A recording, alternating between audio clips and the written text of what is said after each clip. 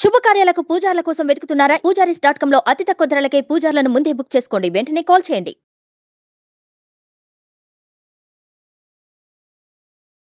నమస్తే, welcome to Suman TV. నేను మీ యామ్ని. ప్రస్తుతం మనతో ఉన్నారు ప్రముఖ ఆధ్యాత్మికవేత్త, ప్రముఖ జ్యోతిష్య వాస్తు పండితులు మనతో సూర్యనారాయణ శర్మ గారు ఉన్నారు. వారితో మాట్లాడదాం. నమస్కారం గురుగారు. నమస్కారం అమ్మ. శుభం బియాదు. గురుగారు, మనకి ఈ 2024 సంవత్సరంలో అసలు తులారాశి వారికి అంటే ఏ విధంగా ఉంటుందంటారు? తులారాశి వారి దగ్గరికి వచ్చినప్పుడు ఏంటంటే, ఈ తులారాశిలో మనకు విశాఖ నక్షత్రం కనిపిస్తుంది, చిత్తా నక్షత్రం 3-4 పాదాలు, స్వాతి నక్షత్రం 4 పాదాలు కనిపిస్తాయమ్మా. సో ఇక్కడ ఏంటంటే, ఈ తులారాశికి మొన్నటి వరకు అర్ధాశ్రమ శని నడిచిన తర్వాత ఇప్పుడు పంచమలో శని వచ్చాడు. అలాగే మనం తీసుకుంటే సప్తమంలో బృహస్పతి గురుచండాల యోగం ఉండేను నవంబర్ 1 వరకు. ఆ తర్వాత రాహు పక్కకి జరిగాడు. దాంతో ఏంటంటే గురు యొక్క దృష్టి స్వయంగా సప్తమ భావంలో ఉన్నాడు. అదొక ప్లస్ పాయింట్ తులారాశి వారికి. అలాగే మన తులారాశి చూసుకుంటే రాశికి ద్వితీయంలో అంటే నవంబర్ నుండి చూస్తే ఎలాగైతే మారిందో అలాగే జనవరి 1 నుండి సెకండ్ హౌస్లో స్టార్టింగ్లో మొదటి రోజుని బుధుడు ప్లస్ రవి శుక్రుడు యొక్క ప్రభావం కనిపిస్తుంది. అలాగే తృతీయంలో చూసుకుంటే కుజుడు ప్లస్ రవి యొక్క ప్రభావం కనిపిస్తుంది. పంచంలో శనీశ్వరుడు, అలాగే షష్ఠ స్థానంలో రాహు, సప్తమంలో బృహస్పతి, అలాగే మనకు ఒక లాభంలో చూస్తే లాభం కాదు వ్యయంలో చూస్తే కేతు యొక్క ప్రభావం కనిపిస్తుంది. సో మనకి ఫస్ట్ హాఫ్ తీసుకుందామండి. మనకి ఏంటంటే గురుడు మిగిలిన 2 గ్రహాలు అక్కడే ఉండిపోతాయి, మారవు కాబట్టి. బృహస్పతి మే 1న మారుతున్నాడు కాబట్టి బృహస్పతి మారే వరకు మంచి మంచి నిర్ణయాలు తీసుకోవాల్సి వస్తుంది వీడు.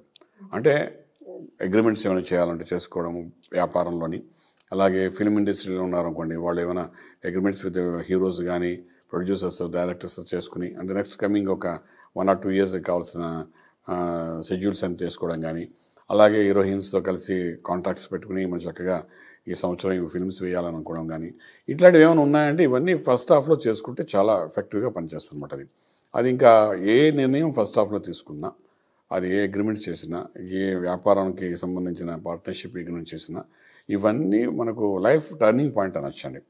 అంటే ఇక్కడ నుండి ఈ బృహస్పతి ఎప్పుడైతే 7వ ఇంట్లో చూస్తున్నాడో, ఫస్ట్ ఆఫ్ ఆల్ 7th ఆస్పెక్ట్లో బృహస్పతి ఉన్నాడు అంటే రాశిని చూస్తున్నాడు అంటే, ఒకటి మ్యారేజ్ లైఫ్లోని ఉన్న ఇష్యూస్ అన్నీ ఒక్కసారిగా క్లియర్ చేస్తాడు. అంటే గురుడు కంటే మించిన గ్రహం లేదండి, శుభగ్రహం. సో వాడు 7వ ఇంట్లోకి వచ్చాడు. 7వ ఇంట్లోకి వచ్చాడు అంటే వైఫ్ అండ్ హస్బెండ్ రిలేషన్ని బాగా సపోర్ట్ చేస్తాడు.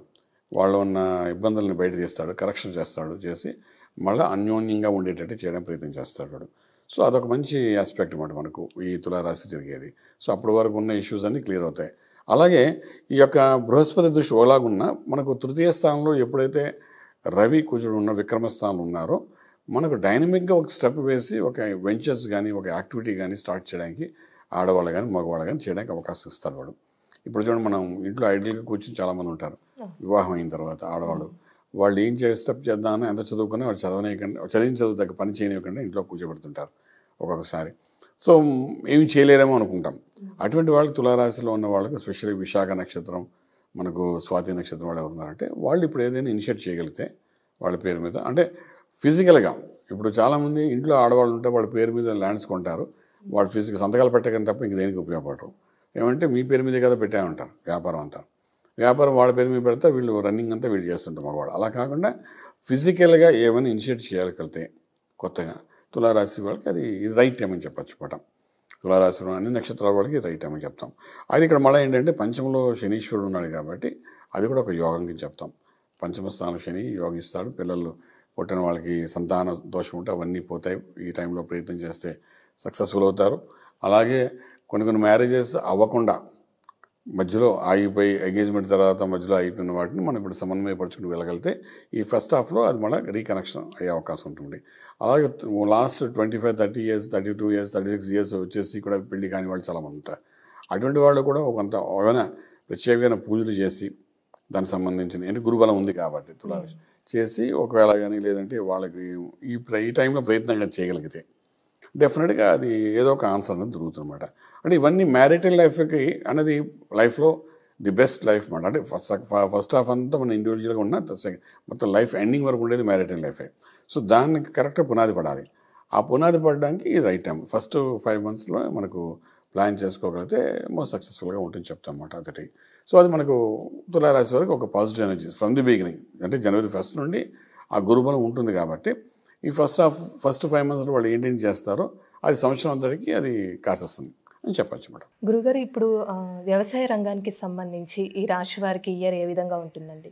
ఇక వ్యవసాయం అనేసరికి మనకు బేసిక్గా ఈ గురుబలం ఒకటి ఉంది కాబట్టి గోధుమలు అది పెంచడానికి బాగానే పెంచుతారు, పండించడానికి అవకాశం ఉంటుంది. అలా వ్యవసాయ క్షేత్రంలో ఒక 20 to 25% ప్రాఫిటబుల్గానే వెళ్తుంది వాళ్ళకి. అలాగే మన తీసుకుంటే పెస్టిసైడ్స్ తీసుకోండి, వాళ్ళకు కూడా లాభదాయకంగా ఉంటుంది. కెమికల్స్ సంబంధించిన వాళ్ళు లాభదాయకంగా ఉంటుంది. అలాగే steel, cement, iron, scrap, automobiles, అలాగే మనం petrol bunks, crude oil, wine shops, వీళ్ళందరికీ కూడా మనకి ఫస్ట్ స్టార్టింగ్ నుండే ఫుల్ రైజింగ్లో ఉంటే పంట బాగా పండుతుంది, రైతాంగం వాళ్ళకి సంబంధించింది. సో అన్నీ మనకు తులారాశి వారికి first half is the best for them, May first.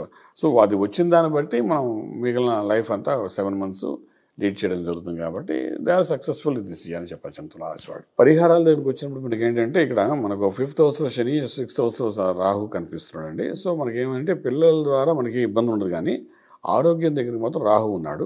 So Rahu Gayatri మంత్రాన్ని చేయమని చెప్తామన్నమాట. ఆరోగ్య స్థానంలో ఉన్నాడు కాబట్టి అది గుళ్ళకి ఈ తులారాశి వాళ్ళు కూడా ఈ పాదాలు వేడెక్కిపోతుంటాయి. అరిపాదాల్లోని కొన్ని ఇబ్బందులు జరిగే అవకాశం ఉంటుంది. అక్కడ న్యూరో సిస్టమ్ని దెబ్బ కొట్టే అవకాశం ఉంటుంది. కాబట్టి రాహు గాయత్రి మంత్రాన్ని చేయడం కానీ, రాహు కాలంలో దీపారాధన పెట్టడం కానీ, అదే దీపారాధన పెడుతుంటారు కాబట్టి పెడుతూ రాహు గాయత్రి మంత్రం, దుర్గాదేవిని పూజ చేయడం కానీ, ఇలాంటివి ఏమైనా కొన్ని రెమెడీస్ చేసుకుంటే అది లైఫ్ అంతా, అంటే ఈ ఏడాది అంతా కొంచెం ఎఫెక్టివ్గా కనబడుతుంది. అంటే మంగళవారం పూట రాహుకాలంలో దీపారాధన చేయాలి అని చెప్పి అంటుంటారు చాలామంది. సో అలాంటిది ఏమైనా చేసుకున్నా కూడా అది gives a positive energy for them అన్నమాట. చాలా చక్కగా తెలియదు గురుగారు, ధన్యవాదాలండి. శుభం వ్యాధం.